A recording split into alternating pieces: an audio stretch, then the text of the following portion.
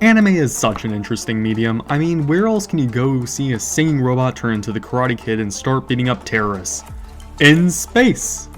Also, it really opens up the door to realizing sci-fi and fantasy with brilliant graphics and stories that only work in anime no matter how much Netflix tries to convince you otherwise.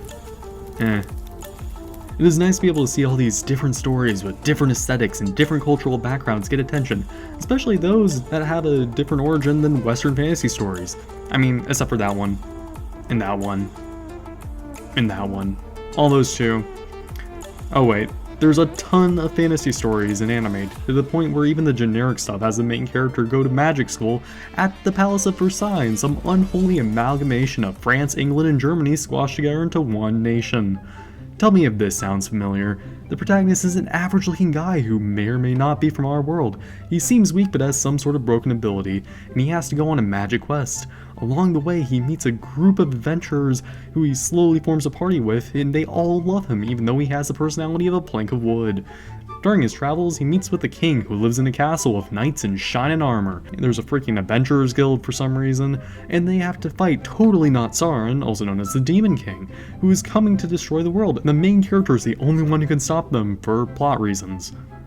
Yeah, there might be a little bit of Western fantasy sprinkled into these shows. Just a little though, right? Anyway, I thought these tropes popped up a little bit too often, and at first I thought it may have just been my imagination, so I did a little bit of research, and let me tell you, I was not actually crazy. Wonderful news, I know my psychologist will be happy to escape my presence, which is tormenting his very existence. Going off the top 100 fantasy shows from my anime list, 60 of them appear to follow tropes or aesthetics based off Western fantasy stories. Note I'm not a professional researcher and I may have made some terrible, horrific mistake in the data collection. This was a much larger number than I was even expecting, but why in the world were there so many shows using knights in shining armor not samurai, broadswords and not katanas, mana and not chi? Well, join me as I delve into the labyrinthian chain of events that I think the answers are held in. My first lead in the case was over the exciting process of data analysis by an untrained amateur. Absolutely riveting, I know. Of the 60 Western fantasy anime, 25 were isekai or other world stories, and 20 of them had some sort of video game elements like levels or skills involved in them.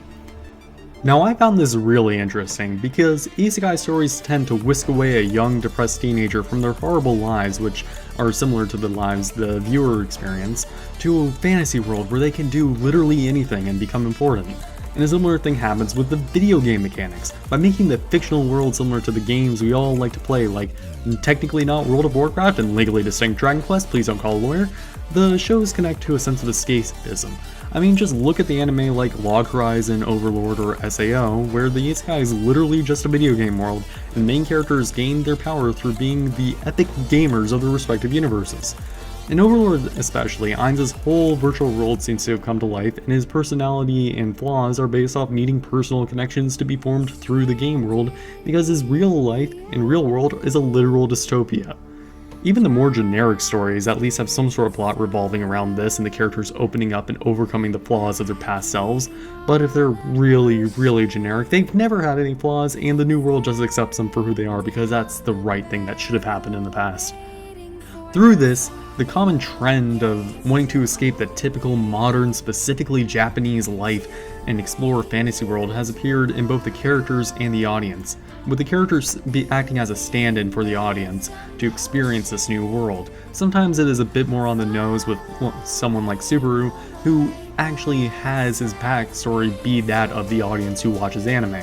He needs to overcome his self-doubt and antisocial behavior that formed from that lifestyle, and being compared to his father's entire life and failing to live up to that. When he starts his journey, he acts out the typical power fantasy that he probably saw in all the anime that he and the audience has seen. But, you know, he acts like a psychopath because of that and ends up hurting everyone around him. After going through the literal worst psychological torment any human has endured and dying over and over again, he eventually grows as a person. He acts as a critique of the audience who thinks and acts that way, while also offering encouragement for them to grow as a person. It's a really interesting character that only works by using this escapism and Western fantasy as a setting. But why is Western fantasy the setting for this? This is where that little tidbit about video game mechanics being present in these shows from earlier comes into play.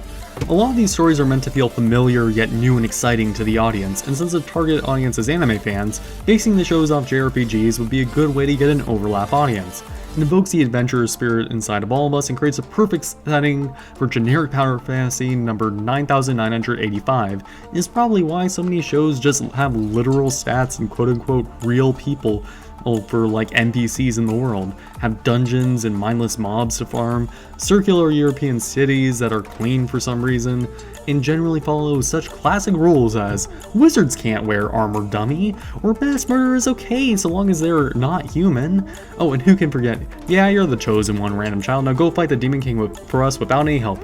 You'll be fine, or not.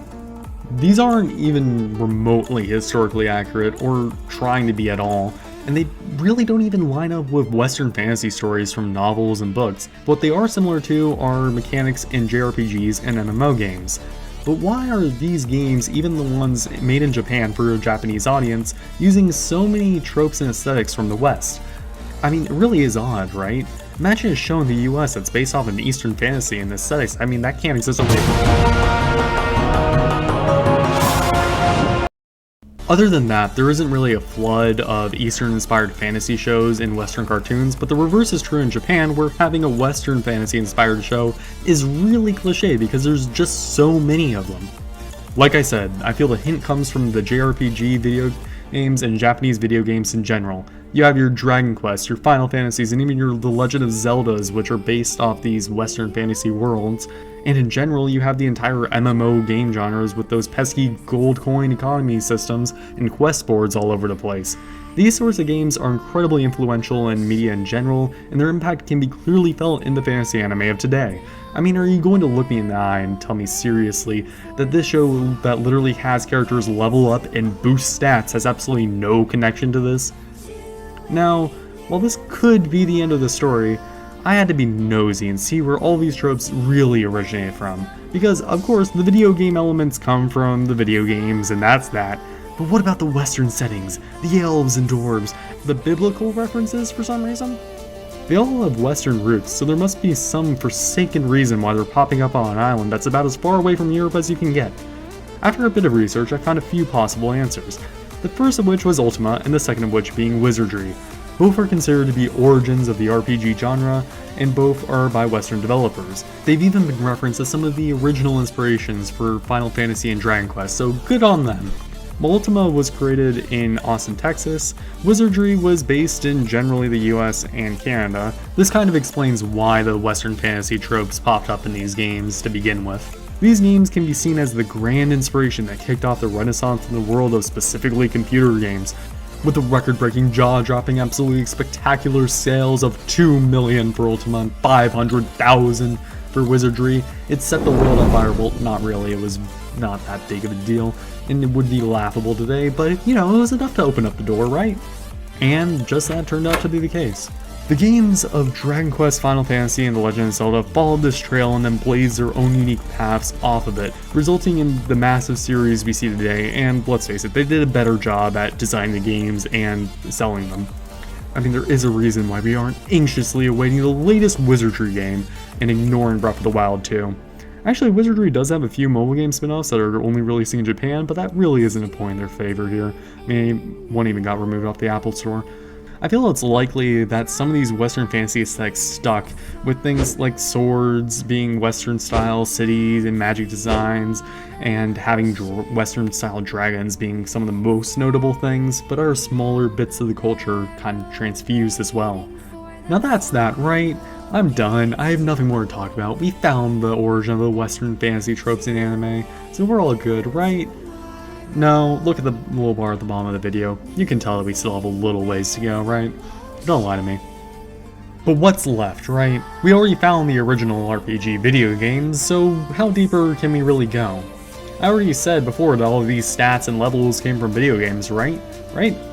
But I lied. They didn't come from video games. These generic fantasy tropes came from a man playing with icosahedrons in his bedroom to do math games, and his name was Gary Gygax. Also Dave Anderson, but his name doesn't work as well for dramatic reveal, so you know.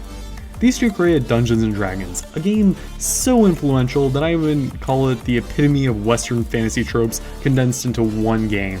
It has nearly everything in it, because it was meant as a launchpad to create your own fantasy adventures, so many Western fantasy stories incidentally or intentionally draw on it. Combined with it pretty much defining RPG games as a whole, and coming out only 2 years after freaking Pong came out, nearly every RPG or JRPG in general draws on it in some way or another. Open world? In D&D. Leveling up? In D&D. Fighting fantasy monsters? In D&D. This is a cornerstone for the entire concept of fantasy games and even this sort of Western story as a whole, so it's only natural that its influence can be felt on anime separated by many decades, even if there's no direct connection. So the fantasy elements got carried over along the way, but there's one more little detail that might be the root of this. J.R.R. Tolkien, because if D&D is the elephant in the room, then the Lord of the Rings is that one elephant so big it derailed a train.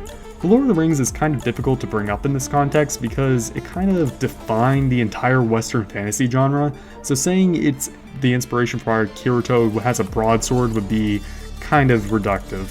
Rather, it's more like the books told the wild myths and stories of Europe and gave them form from the ether, as elves, dwarves, orcs, good versus evil, and wizards and pointy hats.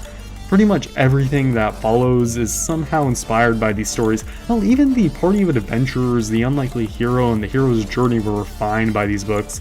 Because of it being the stable foundation for fantasy, many generic fantasy stories resemble it and are often similar to it, but they miss what made it special. Everything draws on it, either explicitly like in the case of Wizardry and Ultima, or possibly indirectly with the anime that I bet you forgot this video was about. I did too, by the way. It is the origin of the modern version of these Western fantasy tropes. Simply, the reason why there's so many generic Western fantasy anime is because Granddaddy Tolkien just had to sit down and mess with the entire genre, just like he did with the freaking English language. Look it up. In the end, this chain of events that led to Western fantasy tropes popping up in anime is probably just a thing that happened because of the cultural transfusion over the decades. But I still think it's interesting, and I guess if you watched this point in the video, you did too. Well, if you're here, then maybe like the video and possibly subscribe, I don't know. Thank you for watching, and have a wonderful day. Goodbye.